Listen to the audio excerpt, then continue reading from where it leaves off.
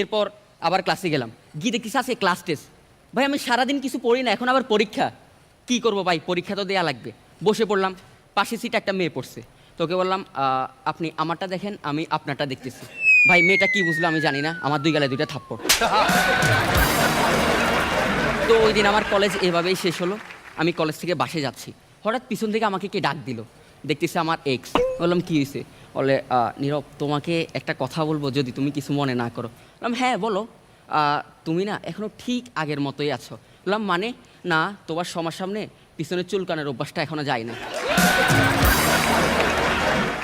এবার একজনকে তো ডেকে নেবার পালা এই জন্মদিনের পার্টিকে আরো সেলিব্রেট করবার জন্য। এবার আসছে নোয়াখালী সোনাইমুড়ি থেকে আবিদ হাসান নীরব।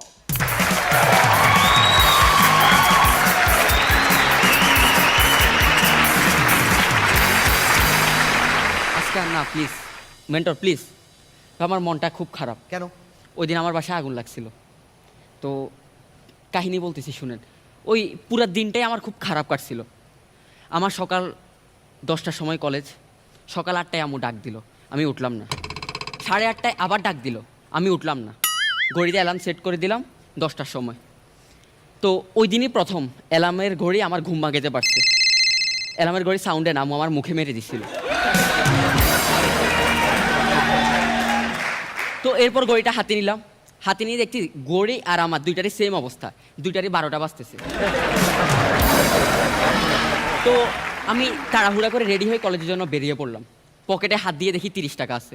তো আমার বাসা থেকে কলেজে রিক্সা ভাড়া 30 টাকাই। আমি রিক্সার জন্য রাস্তায় হাঁটতেছি, রাস্তার পাশে থুতু ফেললাম। হঠাৎ রনি ভাই এসে গেছে, এসে বলতেছে আমাকে 10 টাকা দে। বললাম কেন ভাই? বলতেছে রাস্তায় থুতু ফেলছিস তুই, আমাকে 10 টাকা দিবি না? বললাম ভাই এটা আবার কেমন আইন? বলতেছে এটা নতুন আইন, তোকে দিতে হবে। তা আমি ভাই 10 টাকা দিয়ে দিছি। ভাবলাম ঘুম থেকে একটু লেটে উঠছি, হয়তো এই সময় নতুন একটা আইন পাস হয়েছে।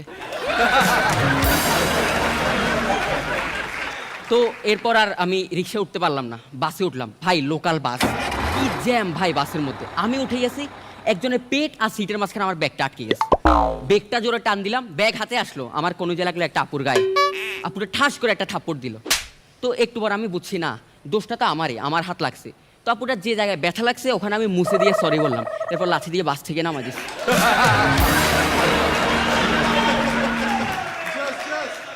তো যে জায়গায় আমার বাস থেকে নামা দিছে ওখান থেকে কলেজে হেঁটে যাইতে 15 মিনিটের মতো লাগে, কিন্তু আমি 5 মিনিটের মধ্যে পৌঁছাই গেলাম।